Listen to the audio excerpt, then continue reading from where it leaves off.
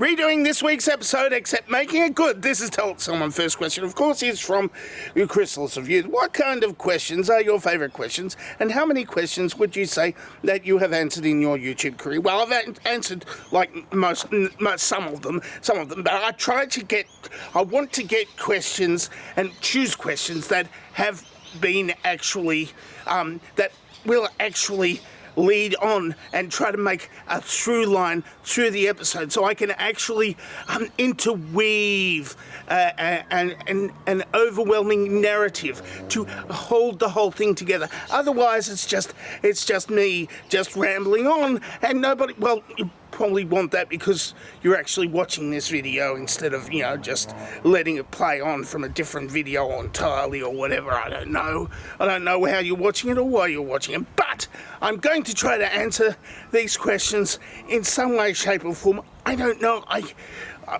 did write the questions, so I do know what the questions are, but I just kind of forgot them and try to work it out as we go along, or I've already thought of answers to the questions, and I'm just trying to. Let's just go on with the thing, shall we? Yes. Next question, of course, is from Mildly Terrible. What's your favourite potato style? Mash, French fries, raw, potato salad? Look, just because I'm fat doesn't mean I'm some sort of potato aficionado, does it? Really, I mean, look, I do eat potatoes, yes, but there's different forms of potatoes for different applications. And sometimes you want something a bit, you like a bit of a mashed potato, and sometimes you want chips with the loaded dry. I mean, I like my potato chips the way I like my women, loaded.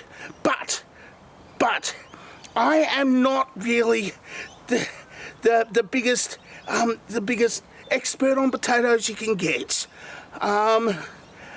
Let's try asking the leprechaun. That's racist! Fair enough. Next question, of course, is from Sandy Campbell. Why is cocaine white?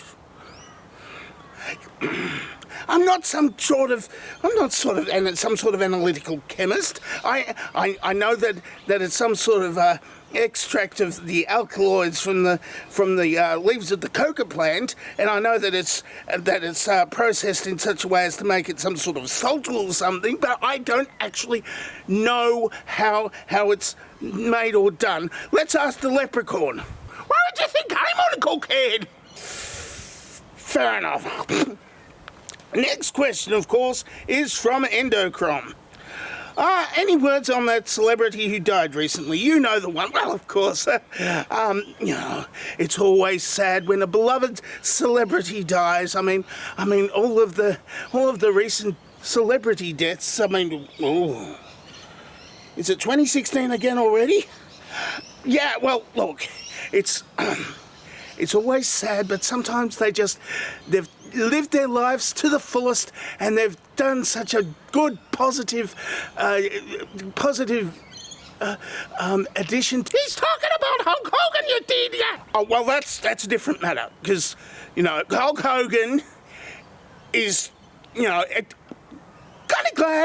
of glad he's gone. He was a union buster. He all the wrestlers in the WWE/WWF were all they were trying to get into a union. They were trying to do a union, not because they wanted to do strikes and stuff, just so they could collectively organise and get good contracts with adequate healthcare, instead of like paying for it themselves up front and playing through injury, which they wouldn't have done if they had proper healthcare, because the doctor would have said, no, you're not going to do that with a broken back and your heart condition. You will die early, and it will hurt the whole way down. No, they were. Hulk Hogan got snitched to Vince McMahon, saying no, when you know that you know that they are having a union. They're going to try to do a union, and Vince McMahon shut that lot down because Hulk Hogan blabbed on them, and then none of them got adequate health care. And you know, people like Andre the Giant had to, you know, he was dying. His heart was just getting way too big. And then what did Hulk Hogan do? He body slammed Andre the Giant, right? You know, right at the end of his career, and he ended up dying because, you know, he had to wear a back brace, and his heart was too big, and all of that sort of thing. And look, the only thing that I'm sorry about with the death of Hulk Hogan is that he's no longer in incredible amounts of pain.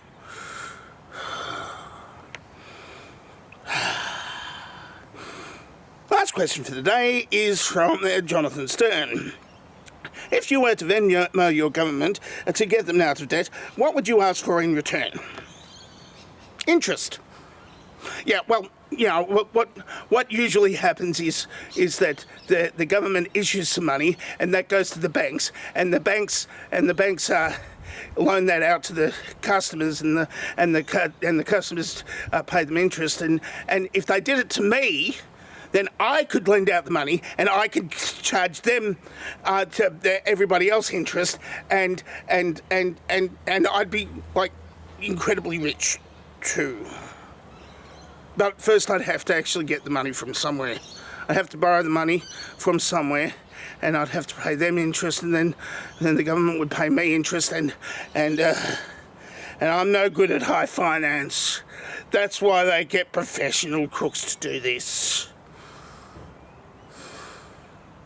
That's it for Tell Someone for this week. If you would like to ask me a question, then ask me a question in the question asking bloke below. Or you can answer this tough tail question right here.